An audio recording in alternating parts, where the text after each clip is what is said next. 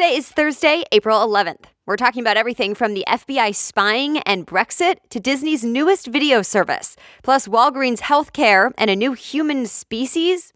Then hang out after the news for Thing to Know Thursday's bonus interview about the future of our TV entertainment. Welcome to The Newsworthy. All the day's news in less than 10 minutes. Fast, fair, fun, and on the go. I'm Erica Mandy. Thanks so much for being here. You ready? Let's do this. Attorney General William Barr says he thinks spying did occur on Trump's presidential campaign, and he's looking into it. Barr did not say what kind of spying may have happened or why he thinks that, but the New York Times reports he says he wants to make sure there was no improper surveillance by the FBI in 2016. This could support President Trump's claims that the FBI has not treated his campaign fairly, but it did not sit well with Democrats. The AP reports House Speaker Nancy Pelosi said she does not trust the Attorney General and wonders if he's truly independent. Also from Capitol Hill, the Treasury Department missed the deadline, which was yesterday, to turn in President Trump's tax returns. Remember, House Democrats made the first formal request to the IRS to see 6 years of Trump's tax returns. Treasury Secretary Steven Mnuchin now says the request itself may be inappropriate. He's reviewing whether there was a real reason for it. But he also admitted this week that his agency's lawyers talked to the White House about releasing Trump's tax returns, and some think that is illegal interference. But before we wrap up, there's one more thing, a sign of possible cooperation. The AP reports House Speaker Nancy Pelosi called President Trump for a meeting, and they're apparently working together on an infrastructure package, where they say they're trying to find areas of common ground. So we'll see. It's official, Brexit has been delayed again. At the emergency Brexit summit, EU leaders gave the thumbs up and agreed to push back the deadline for a second time. Instead of having to leave by tomorrow, Prime Minister Theresa May requested pushing the deadline to June. But the EU said at this point that's unrealistic. So The Guardian reports Britain now has even more time until Halloween, October 31st. That said, the extension is meant to be flexible, which means the UK can leave before October if Parliament agrees on a separation deal.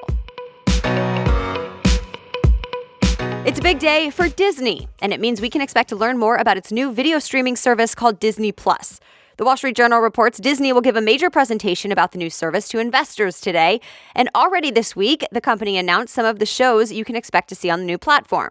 The Hollywood Reporter says Disney announced 10 new programs, including a deal with the team behind Netflix's Chef's Table. And of course, there are both new and old shows built around the very popular franchises Disney already owns, like Marvel. Disney Plus will have a monthly fee for customers, and it's set to launch later this year. Also, in the video streaming world, YouTubeTV just raised its prices to $50 per month for all customers. Variety says that's a 25 to 43% increase for current customers. The new pricing comes after YouTube signed a multi-year deal with Discovery. And finally, T-Mobile is now going after cable TV, and USA Today reports it even looks a lot like traditional cable. It's called TVision Home. It's one package that offers 150 channels. It's $10 per month per box. It launches this month. And by the way, the future of our TV entertainment, specifically video streaming services, is our Thing to Know Thursday topic today, so we'll be talking much more about it after the news.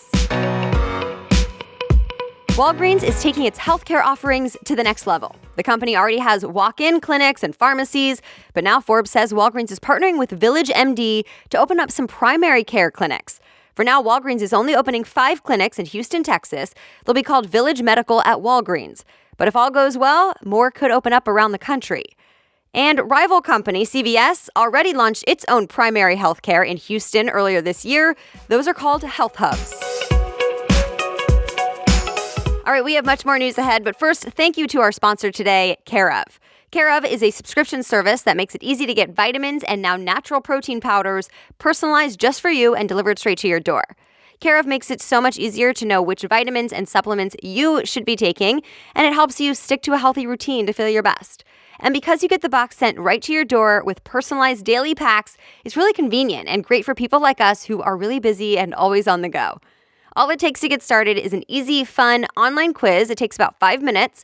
It asks about your diet, your health goals, and your lifestyle.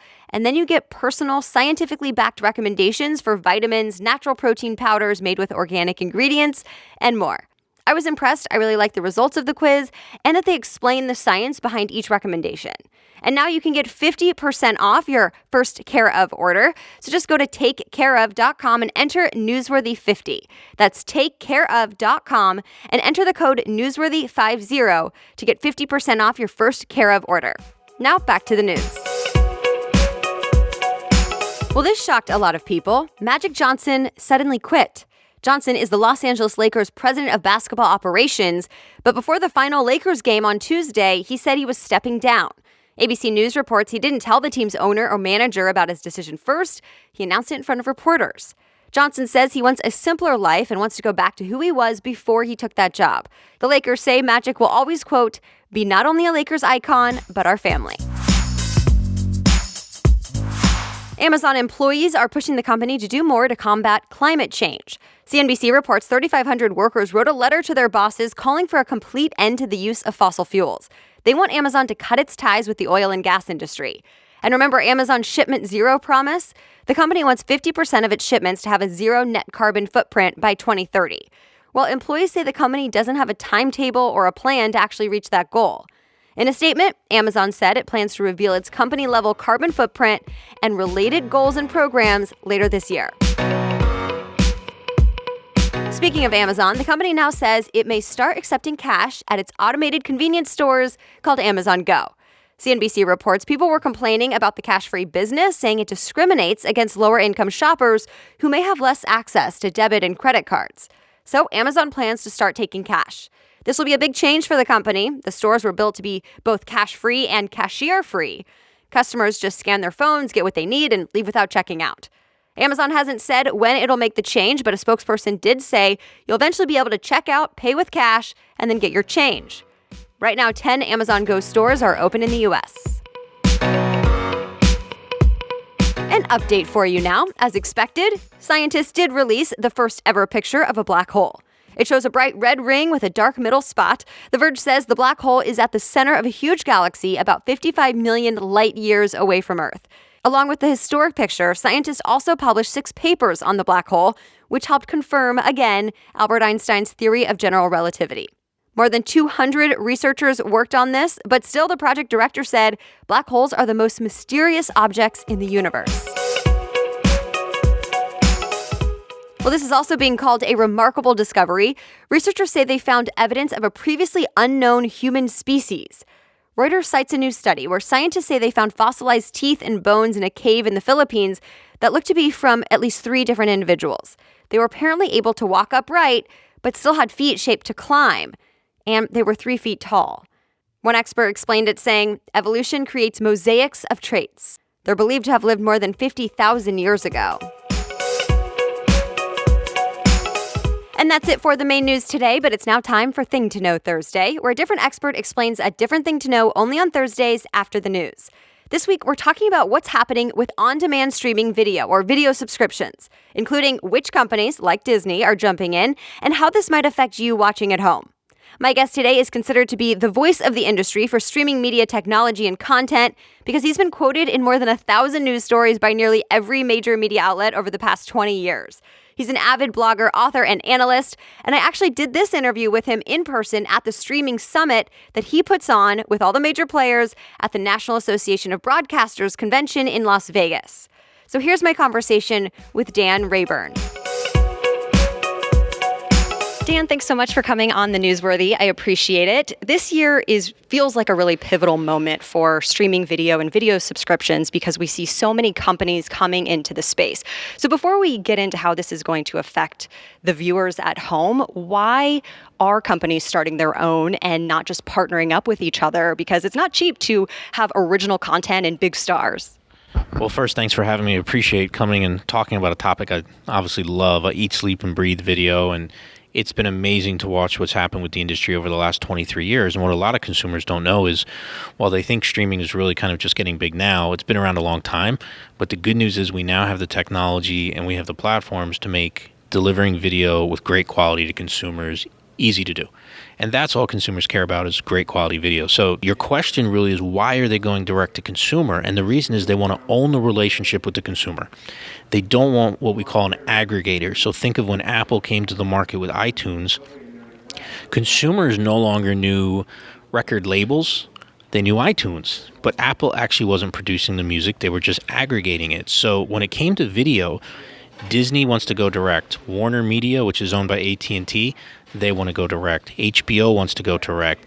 ESPN Plus, the new service from Disney, they're going direct. Hulu's going direct. So that is the future of the market, is companies want to own the customer as opposed to letting another company own them. So let's now talk about how it will affect the consumer at home. How many options are they going to have? And I think there was a recent statistic that said half of people surveyed are already frustrated with how many options they have and how many places they have to go to just watch the one thing they want. Does this become even more of a problem? Yes, it definitely becomes more fragmented. So as you have more choice in the market, you have to figure out what type of content is available, at what model and what service and what quality for what screen size. So it is confusing because some of these deals are exclusive. So for instance, I'll give you an example. My mom with Downton Abbey couldn't understand why she couldn't find it on Netflix because they sold it, the rights to it, exclusively to Amazon. Now, the average consumer has no idea how licensing and packaging and windowing works. They just want to see their content. Make it easy. We don't want frustration. So as more services come into the market, they have to be very specifically tailored. So for instance, Disney Plus, it's very clear what Disney Plus is going to be for. Families. Think of Disney's three-pronged approach. You want family content, you want to allow the old Disney catalog, that's Disney Plus. You interested in live sports? Great, we have ESPN Plus. If you're interested in live TV and on-demand content, we have Hulu for you. Very, very clear. Some of the other services, we don't have too many details on them as of yet, but they're definitely going to be not as targeted to who they're going after. But it does mean that consumers are going to have a lot of choices coming up. Yeah, and to your point, Disney is likely going to be pulling its movies from Netflix, if it hasn't already, because of its own streaming service. So how much do you think consumers are willing to pay? Because it's not just options, it's also going to cost more to have all the different services. So the cost is a great question. The problem is that we're all different as consumers. So I like to go back to the music industry because for many years people debated, well, consumers want to buy music, right? Pay 99 cents. Then it was consumers want to buy the whole album. Then it was consumers want to stream music. It's not one or the other. We want to do it all depending on who the consumer is and how they interact. So you have to give them choice. Typically what happens is one service doesn't replace another. It's a complement to it. So if we think about what are consumers willing to pay, Sling TV, PlayStation Vue, Netflix, Fubo TV, they all just raised pricing in the last year. AT&T raised pricing twice in the last 8 months for their Direct Now service. Everybody's raising pricing. Hulu raised pricing on live, but they dropped pricing on demand, which was cool to see. But pretty much everybody's raised pricing. So what are consumers really going to pay? The problem is that most of these services from day one pitched consumers on one core message: cheap. So consumers have this notion this stuff is cheap, cheap, cheap, but they're spending so much money to produce such great content that they can't continue to charge consumers such a low price. The model doesn't work. So how many subscription services will consumers have? They're going to have to get 4 to 5. Maybe not every consumer, but if they're going to want sports and they're going to want children's content and they're going to want original content maybe that's specifically to Apple or Netflix or Games of Thrones or HBO, you're going to have 4 to 5 subscriptions, which means you're going to be paying $50 to $60 a month, which is now more than the price of cable in a triple play bundle. So it's going to get extremely confusing for consumers. All right, so let's talk about cable. What happens to cable from here? And what about movie theaters? They don't seem too worried right now, but could that change? So let's take the movie theater one. So that's an interesting model. What consumers probably don't know about the movie business is it's a gamble. So the way the studios work is they will decide, okay, this year we're going to make 10 movies. And we know 8 of them are going to bomb and not do well. But at least if 2 or 3 of them do really well, it makes up for the other 8. So studios are very funny when they come to movie theaters, and you hear them constantly saying that ticket sales are down, or they think it's piracy, or Netflix is cutting into it. But I don't buy any of that, because when you go to a movie theater and you see it on a large screen and you have that surround sound and you're in that comfortable recliner, it is truly an immersive experience. It's different than watching it at home. So I don't think one replaces another. Again, it's a different way to watch type of content. When it comes to the way this is going to impact consumers from TV standpoint, what we're seeing is we're seeing more people cut the cord. So we have this term of cord cutting. However, the numbers are not as big as some make it out to be. And the industry, TV industry, likes to argue over it, but these are all public companies. We know what they've lost. And we've been talking about this as an industry, cord cutting, for 7 years. Pay TV is going to stay. A lot of people keep it because of sports. Bottom line is you're still going to have TV. Cable's still going to be around, and cord cutting is not going to be the death of the industry like many talk about. And you can learn more about today's guest and this topic and find links to all the stories we talked about in this episode in today's show notes. Just go to thenewsworthy.com, click episodes, and find today's date. Thank you so much for listening today. And as always, The Newsworthy is here for you by 4 in the morning every weekday. So we'll chat again tomorrow. Have a great day.